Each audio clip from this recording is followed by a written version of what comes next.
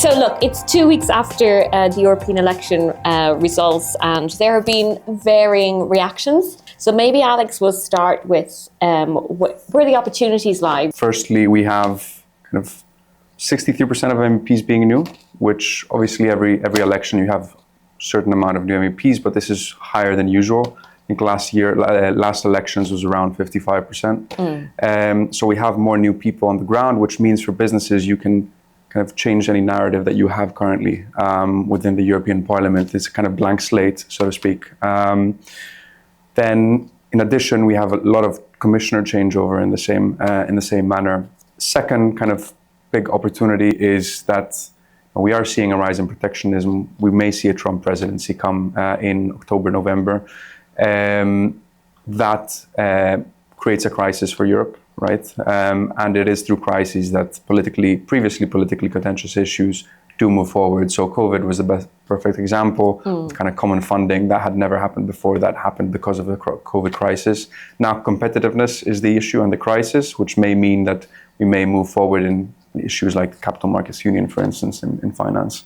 But yeah, I think these are a few opportunities. Obviously, there's a few risks involved. Maybe I'll trade on some of the risks. I'll deal with the bad news. You did bring up protectionism, and depending on the perspective maybe that you're coming from, some will say protectionism, some will say nurturing. But in terms of the protectionist piece, I think there are some vulnerabilities there for third countries. So those that are trading with the EU, that's a risk, whereas domestic EU companies will probably see that as an opportunity. I mean, there are concerns, particularly not necessarily from this election result, but potentially the election result in November, that will have a lot of impact potentially on trade routes and supply chains, etc. And we get back into that vulnerability. I think for third countries, that's going to be quite a risk of the election result, both from a European, but maybe it'll be augmented more from a US election result if Trump keeps going the way he is going.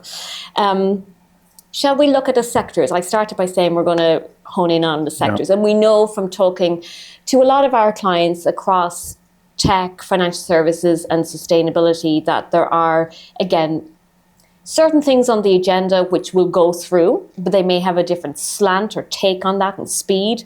But there also is a concern of things that are just going to stagnate. So maybe we start picking those off.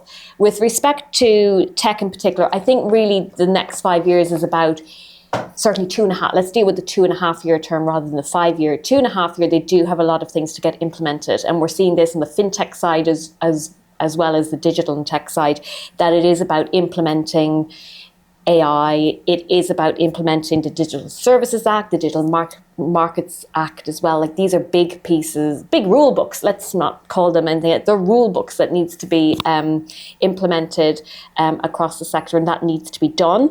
I think in terms of what's coming down the track, we're going to hear about GDPR again.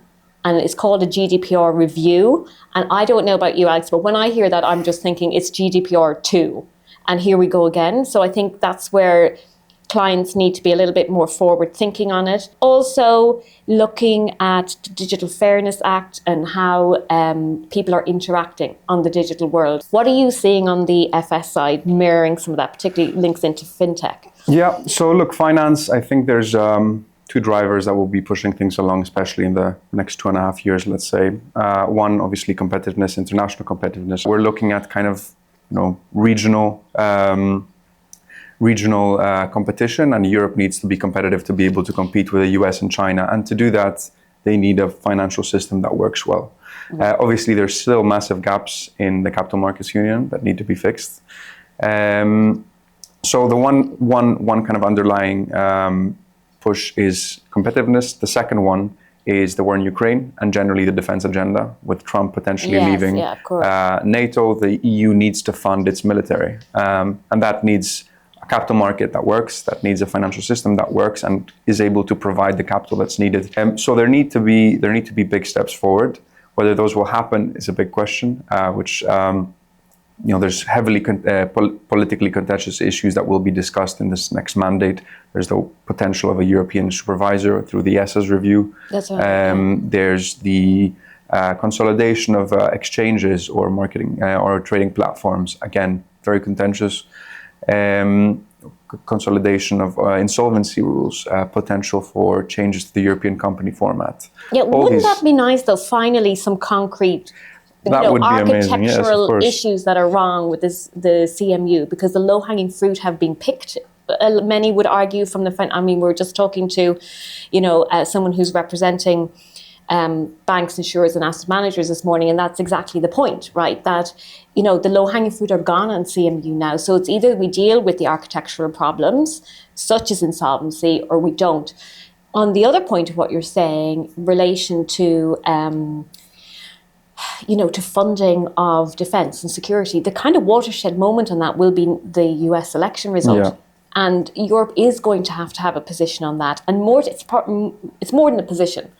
It's more about, do we have the finances on which to take action if that is needed. In terms of sustainability, because we said we would touch on that point, you mentioned that Berrigan was talking about I suppose regional advancement. Blocks, yeah. Exactly, blocks, and it's all about competition. One thing that sticks out to me about competition is that sustainability and competition you will rarely see a sentence now on sustainability or Green Deal without competition. And that means that the lobby is being heard with regard to whether it's the farmers on the Schumann roundabout, etc., that Europe has to remain competitive because there is not a level playing field on the green agenda, on the green or on sustainability across the world. Yeah. Impact. Let's talk about the impact. Oh, yeah. One thing I would say, the Greens obviously didn't do well, but I don't think we are looking at a kind of 180 shift. We are looking at kind of the same long-term goals, but just a different speed at which we get there. US elections will have more of an impact on the EU policy direction than the European elections did, which is a big statement, but I think very true. In a lot of the sectors that we're looking at and that we work in, it is a change in policy from the US that will have an impact that will require the EU to then change its own policies. So it will unfortunately be very reactionary. I think some changes have already been happening because people are baking in a Trump presidency. So I'm conscious that we have gone through a lot of issues. So I would encourage anyone viewing to please do log on to our Cicero website, and you will find our Tough Questions Answered document, which we hope to be updating regularly. So thank you very much.